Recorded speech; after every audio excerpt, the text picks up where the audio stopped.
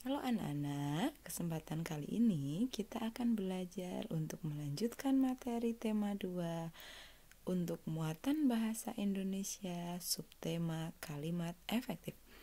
Oke, kita mulai untuk belajarnya. Silahkan diperhatikan dengan cermat. Sebelum masuk ke kalimat efektif, kita akan mengingat kembali mengenai kalimat. Kalimat minimal terdiri dari subjek dan predikat, atau sering kita sebut S dan P. Dan di akhirnya, pada akhir kalimat itu diakhiri tanda baca.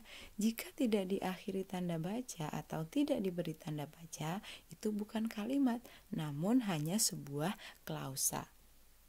Oke, paham ya? Di awalnya pun ditulis menggunakan huruf kapital. Jenis-jenis kalimat sudah kita pahami dengan baik. Sudah dari sejak kelas 1 kita sudah belajar jenis kalimat. Kalimat yang pertama adalah kalimat berita, diakhiri dengan tanda titik. Ini yang menjadi ciri khasnya. Contohnya, hari ini kami belajar muatan bahasa Indonesia, diakhiri tanda titik. Itu kalimat berita, berisi informasi. Yang kedua, kalimat tanya. Kalimat tanya diakhiri dengan tanda tanya, seperti yang kita pelajari pada submateri sebelumnya. Contohnya, kalimat tanya ditandai dengan penggunaan kata tanya dan diakhiri dengan tanda tanya. Contohnya ya, mengapa kalian tidak mengikuti kegiatan belajar jarak jauh? Itu diakhiri dengan tanda tanya. Kalimat tanya membutuhkan suatu jawaban. Yang ketiga adalah kalimat perintah, kalimat ajakan, kalimat permohonan, semuanya diakhiri dengan tanda seru. Kalimat perintah itu kalimat yang meminta seseorang untuk melakukan sesuatu, sedangkan ajakan itu sama dengan perintah, hanya saja isinya mengajak, bukan menyuruh ya. Kalau ajakan itu mengajak. Permohonan sama dengan harapan. Semua diakhiri dengan tanda seru. Contoh kalimat perintah, tolong ambilkan buku di atas meja tersebut, diakhiri dengan tanda seru. Kalau ajakan biasanya ditandai dengan kata-kata yang bersifat persuasif ya. Mari kita belajar dengan giat. Ayo kita budayakan membaca. Permohonan itu harapan. Semoga Bapak mau mengabulkan permintaan saya. Itu diakhiri tanda seru. Harapan contohnya, mudah-mudahan hari ini pembelajaran menarik dan tidak membosankan. Itu contohnya kalimat harapan. Itu tadi jenis-jenis kalimat. Berikutnya kita akan mengulas mengenai pola kalimat atau yang sering kita sebut SPO. SPO, subjek, P-nya predikat, O-nya objek, dan K keterangan. Subjek itu adalah seseorang, bisa manusia atau hewan atau tumbuhan. Bisa kita cari pada kalimat dengan kata tanya siapa. Subjek itu bisa orang, bisa hewan atau manusia. Dicari pada kalimat dengan menanyakan menggunakan kata tanya siapa. Kemudian yang kedua predikat. Predikat adalah kata kerja, maka dicari dengan kata tanya mengapa. Predikat itu kata kerja, hanya satu, tidak ada predikatnya. Biasanya satu kalimat ada satu predikat. Yang ketiga adalah objek. Objek adalah benda. Bisa kita cari dengan kata tanya apa. Untuk subjek, predikat, objek ini urutannya harus tepat berurutan, tidak bisa dibalik. Sedangkan untuk keterangan itu bisa berwujud keterangan waktu, tempat, cara, maupun tujuan. Keterangan waktu dicari dengan kata tanya kapan. Sedangkan untuk keterangan tempat dicari dengan kata tanya di mana. Kata tanya bagaimana untuk mencari keterangan cara. Keterangan bisa diletakkan di awal maupun di akhir kalimat. Namun yang perlu diingat, SPO harus berurutan, tidak boleh tertukar. Contohnya. Perhatikan kalimatnya. Kita cermati dulu untuk penggunaan huruf kapitalnya. Hari karena di awal kalimat maka menggunakan huruf kapital. Kemudian minggu, M-nya huruf kapital karena itu nama hari. Diana walaupun di tengah-tengah kalimat menggunakan huruf kapital karena nama orang. Kemudian penulisan Pasar Tanah Abang itu nama tempat, maka digunakan huruf kapital. Pasar diikuti nama, sehingga pasarnya menggunakan huruf kapital. Perhatikan penggunaan di dipisah karena diikuti nama tempat ya. Sudah benar di akhir kalimat kita gunakan tanda titik, berarti ini kalimat berita. Oke, kita lihat yang pertama dulu. Kita cari sesuai urutan pada kalimat aja ya. Hari Minggu itu menunjukkan apa? Waktu, berarti kapan? Hari Minggu, berarti hari Minggu ini adalah keterangan waktu. Oke, siapa? Diana, berarti Diana adalah subjek. Diana mengapa? Diana membeli, maka membeli ini adalah predikat. Membeli apa? Apa? Objek, berarti membeli baju, berarti bajunya adalah objek. Oke, perhatikan di sini yang kalian cermati, sering anak-anak menentukan predikat itu dua. Contohnya Diana subjek. Diana mengapa? Membeli baju. Salah. Yang benar predikat itu hanya satu, yaitu kata kerja membeli. Baju itu benda, maka itu objek. Diana membeli baju di mana? Di Pasar Tanah Abang. Berarti di Pasar Tanah Abang ini keterangan tempat. Oke, bisa dipahami? Saya ulang kembali ya. Oke. Perhatikan di awal kalimat kita temui hari Minggu kemarin. Berarti itu menunjukkan waktu. Maka ini keterangan waktu. Berikutnya kita lihat, berarti kita cari dari subjek. Siapa? Diana. Berarti Diananya subjek atau S. Diana mengapa? Diana membeli, berarti membeli predikat. Membeli apa? Jawabannya baju. Berarti baju ini objek. Diana membeli baju di mana? Di Pasar Tanah Abang. Berarti di Pasar Tanah Abang ini keterangan tempat. Oke, paham ya? Kita lanjutkan latihan soalnya. Yang pertama, Lala makan ayam goreng di dapur. Silakan dicermati, ada penulisan yang salah dari latihan ini. Iya, benar. Di akhir kalimat belum diakhiri tanda titik. Belum diberi tanda baca. Oke, benar sekali. Oke, kita perhatikan. Kita mulai dulu dengan subjek. Siapa? Lala, berarti Lala S. Mengapa? Makan, berarti makan P. Makan apa? Ayam goreng, berarti ini objek. Lala makan ayam goreng di mana? Di dapur, berarti di dapur keterangan tempat. Oke, bisa dipahami ya? Oke. Yang kedua, oke, apa kesalahannya? Ya, benar, belum dibubuhi tanda titik. Keluarga itu menonton televisi dengan santai. Kita mulai ya. Siapa? Keluarga itu, berarti keluarga itu subjek. Mengapa? Menonton, berarti menonton P. Menonton apa? Televisi. Televisi kan jelas benda, berarti televisi objek. Keluarga itu menonton televisi bagaimana? Dengan santai, berarti ini keterangan cara.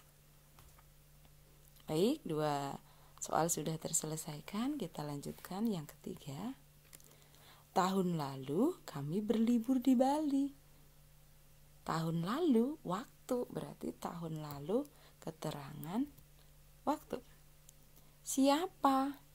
Kami, berarti kami ini subjek. Mengapa? Kata kerjanya berlibur. Berlibur berarti P. Di mana? Di Bali. Ini keterangan tempat. Perhatikan penulisannya di Bali. Dipisah karena diikuti keterangan tempat. Selanjutnya, kita akan mengenal kata baku dan kata tidak baku. Kata baku sering kalian dengar di kelas 5 sudah belajar. Kata baku digunakan dalam situasi resmi, misalnya di sekolah, kemudian pidato resmi kenegaraan ya yang dibacakan oleh presiden, kemudian pada forum rapat maupun diskusi. Kata baku sesuai dengan ejaan bahasa Indonesia yang ada di Kamus Besar Bahasa Indonesia. Kemudian apa bedanya dengan kata tidak baku? Kata tidak baku atau orang menyebutnya kata non baku digunakan dalam bahasa sehari-hari atau bahasa pergaulan seperti yang kalian gunakan ketika di rumah atau bermain bersama teman-teman kalian. Oke, kata baku dan tidak baku ini nanti kita akan gunakan ketika menyusun kalimat efektif. Kita lihat dulu, kita kenali kata-kata baku dan bentuk kata tidak bakunya. Oke, perhatikan pada tabel. Yang pertama adalah apotek. Kita sering mendengar, melihat tulisan ini. Pada tabel kolom sebelah kiri itu kata tidak baku, yang ada di sebelah kanan ini adalah kata bakunya. Apotik yang baku menggunakan E bukan I. Cuman itu tidak baku, yang baku cuma. Nasihat itu tidak baku, yang baku nasihat. Yang keempat ini sering kalian gunakan. Dipersilahkan, silahkan masuk, silahkan dimakan, itu tidak baku. Yang benar itu dipersilahkan, dari kata dasar sila, bukan kata dasar silah. Sila 1, sila 2, sila 3, bukan silah ya. Jadi tidak memakai H untuk bakunya. Merubah dari kata dasar ubah, berarti bukan rubah kan nama hewan. Maka yang baku adalah mengubah, dari kata dasar ubah mendapat awalan me. Jadwal itu tidak baku, yang baku pakai W, jadwal. Berkebalikan dengan kwitansi. Kwitansi kalau memakai W itu tidak baku, bakunya kwitansi. Kualitas itu tidak baku, bakunya kualitas. Ekspor itu bahasa serapan dari bahasa asing, yang baku tidak memakai T, T-nya hilang, jadi ekspor. Impor juga begitu, impor tanpa T. Aktif yang baku memakai F. Kalau aktivitas itu yang baku memakai V bukan F ya. Kreativitas pakai V, yang baku kreativitas ya, F. Oke, itu tadi baku dan tidak baku. Banyak sekali contohnya, kalian bisa lihat searching di internet. Oke, kita lanjutkan yang materi intinya. Kalimat efektif. Efektif itu penggunaannya sesuai dengan kebutuhan tanpa menggunakan kata-kata yang mubazir. Jadi bisa kita katakan kalimat efektif itu kata-katanya tidak lebay. Jadi penggunaannya sesuai dengan kebutuhan. Kalimat efektif mengandung gagasan pembicaraan yang mempunyai unsur SPOK.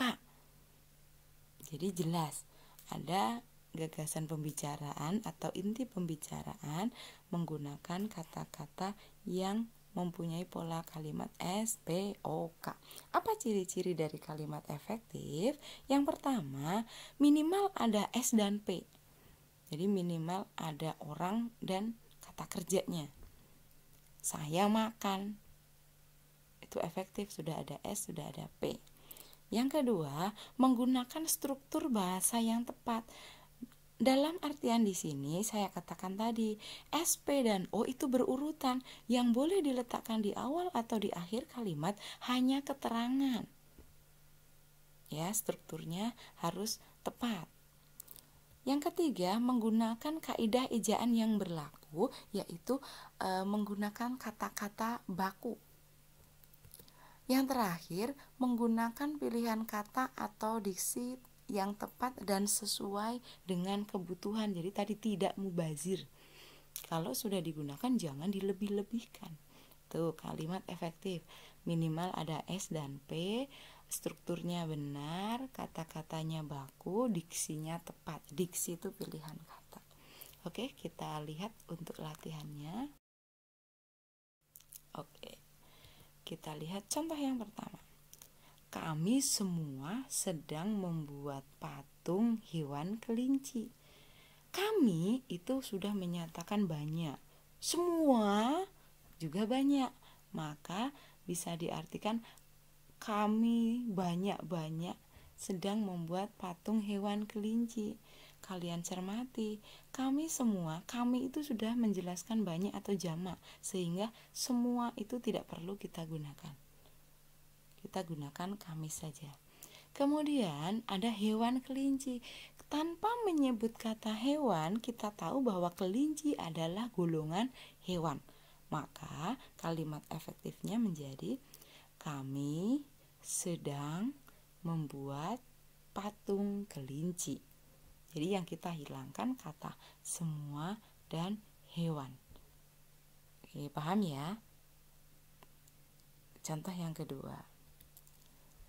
Para ibu-ibu sedang menggoreng ayam di ruang dapur. Ibu-ibu itu berarti sudah jamak.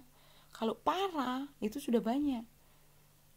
Para orang tua, para bapak itu sudah banyak. Maka bisa kita gunakan salah satu.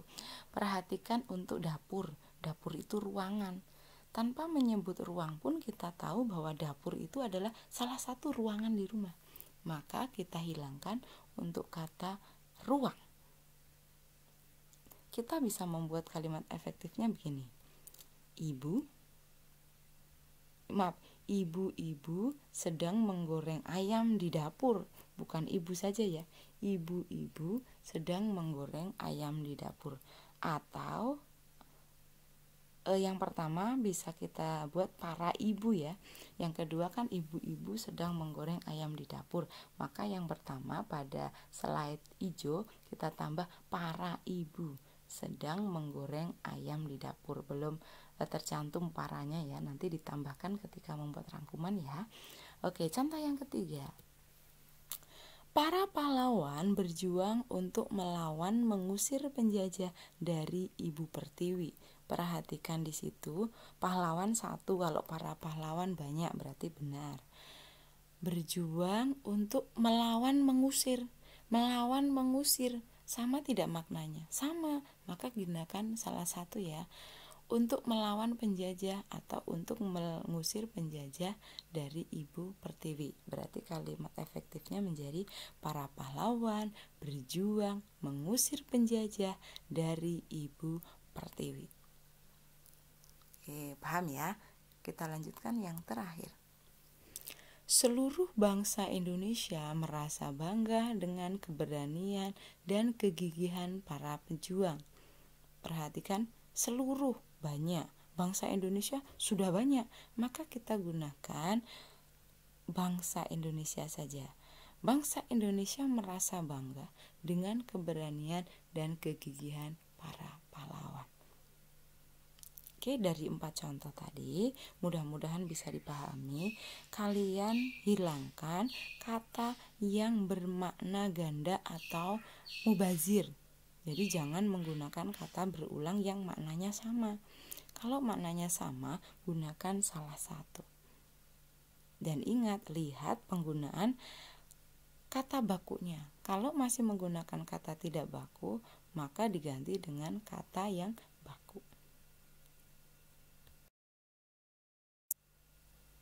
Oke, itu tadi penjelasannya untuk materi kalimat efektif. Mudah-mudahan bisa dipahami ya. Ada kurangnya mohon maaf. Terima kasih.